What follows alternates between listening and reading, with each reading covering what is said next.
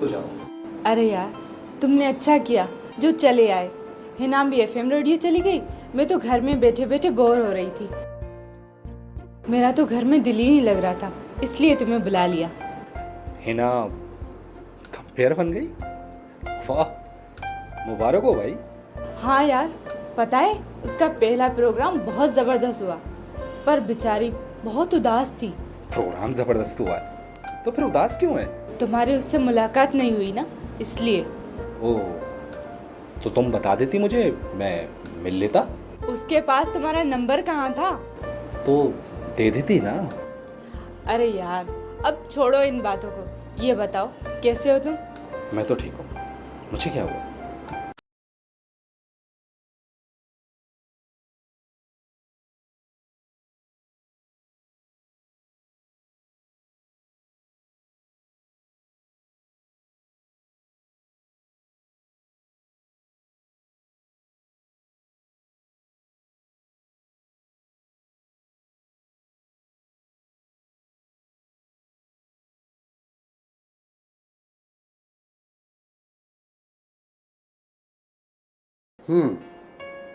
चइबो इहे हाल अहिवाल आहिनि। हाँ सर, दोस्त है पंहिंजो सुठो शाइर, जेकॾहिं कलाम हलंदुसि त सुर कंदो, सणबो माण्हू आहे।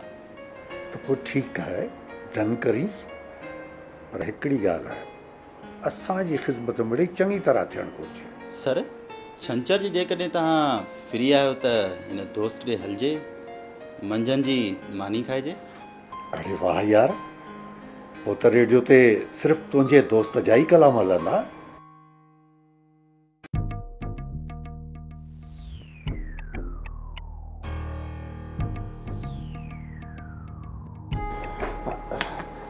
तूं हुन सां डन करे छॾ, ठीकु आहे? तूं हींअर वञ।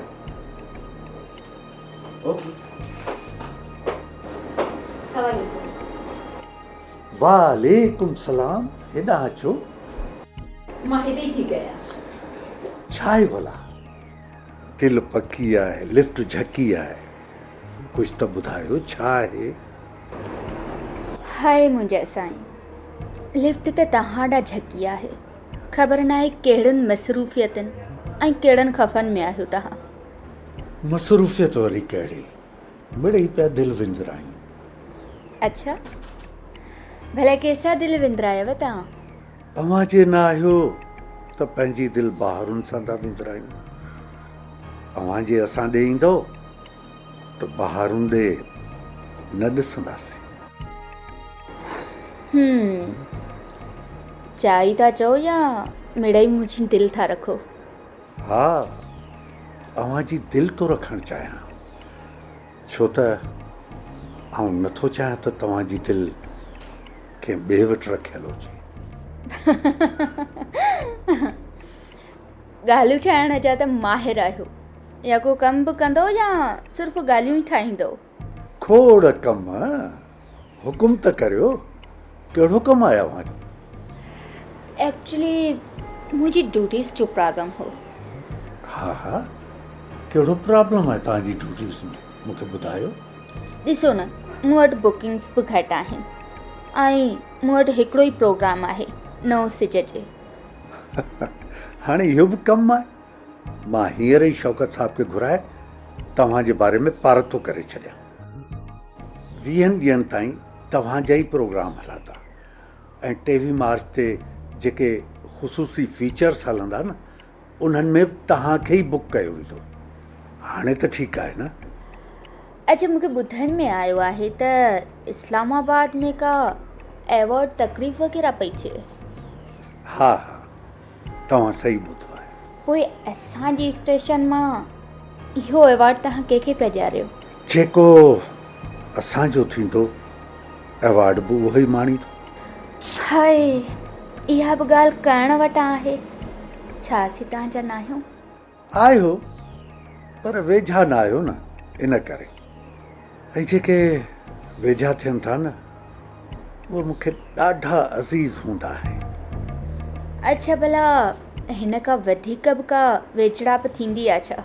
हा, थींदी आहे। ऐं मां चाहियां थो त त पाण उहा वेझड़ाई क़ाइमु करियूं। पर हिन जे लाइ त क़ुर्बानी ॾियणी पवंदव।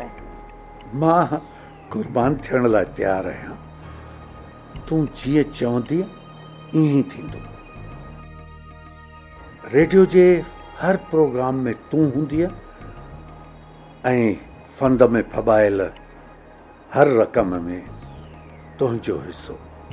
त पोइ पंहिंजी दूरियूं जल्दी वेझड़ाईअ में पाण तब्दील कंदासीं।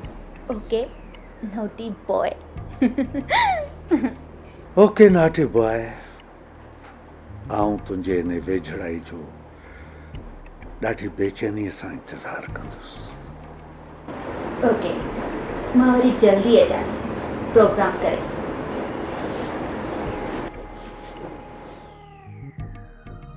फ़िलहाल इन बेचैनी ऐं बेक़रारीअ खे संभाले रखो साईं। मां वरी अचां थी। Okay by.